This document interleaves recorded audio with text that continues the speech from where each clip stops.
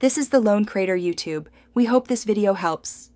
You start by verifying the edition you run because Java and Bedrock use different folders and tools. Next, back up the world immediately so you can undo mistakes. Copy the region folder or ZIP it.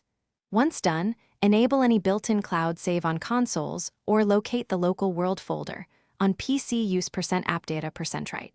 Minecraft right arrow saves, on Bedrock find com. Mojang right arrow Minecraft worlds. This gets you into the real transfer rather than guessing later. You now perform the actual file move. Copy the world folder via USB, local network share, or sync it with Dropbox/OneDrive so both devices can access the same files.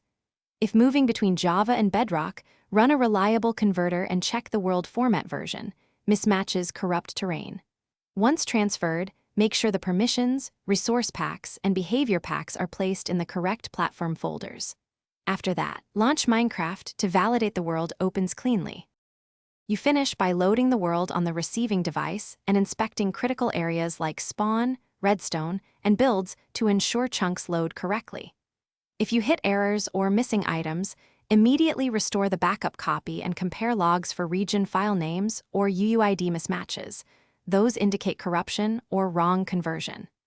Make sure to implement an ongoing solution.